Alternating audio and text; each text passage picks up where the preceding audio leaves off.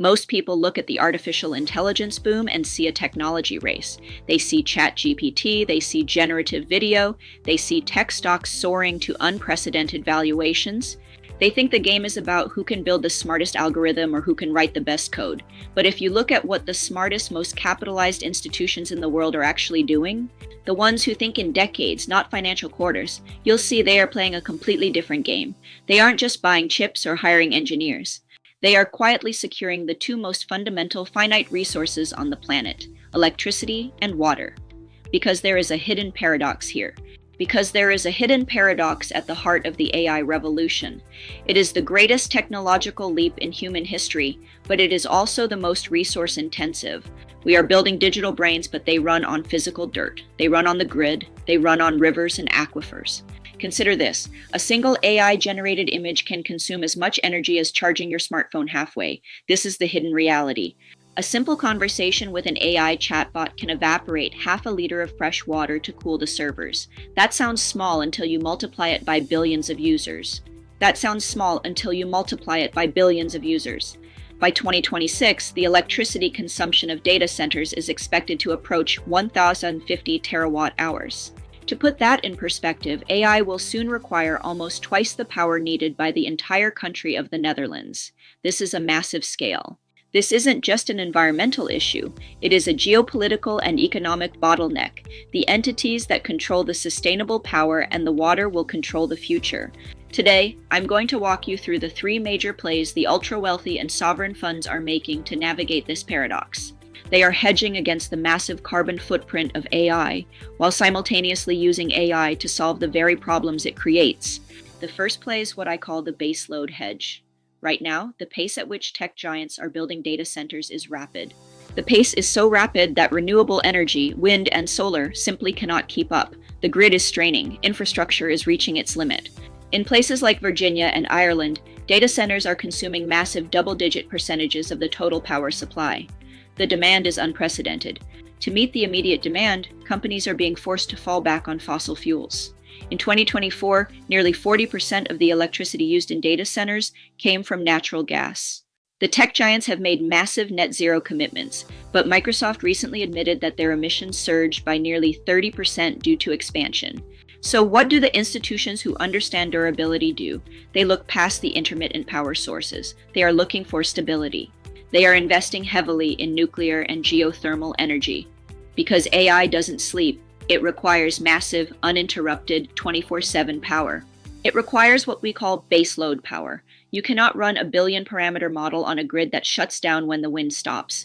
They aren't doing this just to be green. They are doing it because whoever owns the always-on power source will hold a monopoly. Whoever owns the always-on power source will hold a monopoly over the physical infrastructure of the AI future. It's an infrastructure play.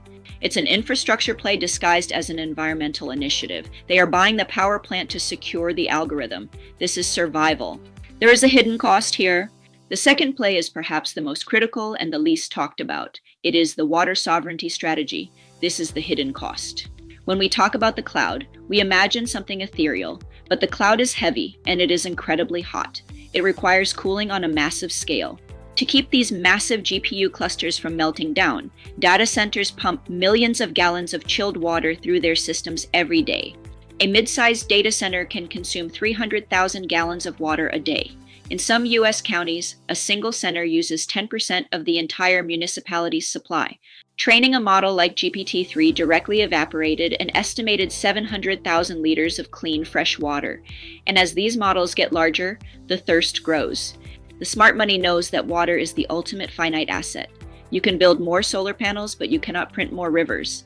We are already seeing pushback in drought-stricken areas where local communities are fighting tech companies over aquifer rights. It's a growing conflict. So how are the wealthy navigating this? They are relocating, moving to jurisdictions with deep, secure, and legally protected water rights.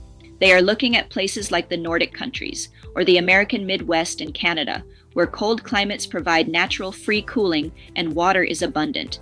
Again, this isn't philanthropy, it is survival. If a data center loses its water rights, that multi-billion-dollar asset becomes a useless liability overnight. Furthermore, they are investing in closed-loop cooling technologies and liquid immersion cooling systems. The companies manufacturing this are valuable. The companies that manufacture the hardware to cool AI without evaporating municipal water are becoming some of the most valuable, under the radar assets. We see this transition happening now. This brings us to the third play, which is the most fascinating. It is the efficiency reframe. AI is a massive consumer, but also a solution. There is a paradox here. AI is a massive consumer of energy, but it is also the most powerful tool we have ever created to optimize energy. The institutions that understand this are not just building AI, they are pointing AI at the energy grid itself to manage complex systems and reduce waste. Google, for example, used its DeepMind AI to optimize the cooling systems in its own data centers, reducing the energy used for cooling by 40%. AI is being used to discover new materials for better batteries and to optimize global shipping routes to cut emissions. The applications are vast. A study by the Boston Consulting Group estimated that if AI is used wisely, it could help mitigate 5 to 10% of global greenhouse gas emissions by 2030. It is a dual-edged sword. It creates a massive carbon footprint, but it also holds the key to reducing the footprint of every other industry on Earth. The wealthy mental model here is to invest in the picks and shovels of efficiency. They are backing the companies that solve world inefficiencies. Because as carbon taxes and environmental regulations tighten globally, reducing energy intensity will become the most valuable AI function in the world. Because as carbon taxes and environmental regulations tighten globally, reducing energy intensity will become the most valuable AI function. It requires an entirely new framework. So, what is the synthesis here? How should you look at the AI revolution? You must stop looking at it purely as a software phenomenon. You must look at it as an industrial revolution. And like every industrial revolution before it, it is constrained by the physical realities of the Earth. The people who will build true generational wealth are those who recognize that AI is tethered to dirt, to water, and to the grid, not the app chasers. They are securing the base load power. They are protecting water sovereignty. They understand that durability is far more valuable than fleeting valuations. They understand that durability, whether it's an aquifer or a geothermal plant, is far more valuable than the fleeting valuation of a software startup. The world is waking up to the environmental cost of artificial intelligence. The regulatory landscape is going to shift. This is inevitable. Focus on hard assets. The cost of energy is going to dictate who wins and who loses the AI race. This is the hard reality that investors must face now. This is the future. If you want to protect your capital and position yourself for the next decade, you have to adopt this mental model. Look past the digital illusion. You have to focus on the hard physical assets that make the digital world possible. This is how you see the board clearly as global capital shifts.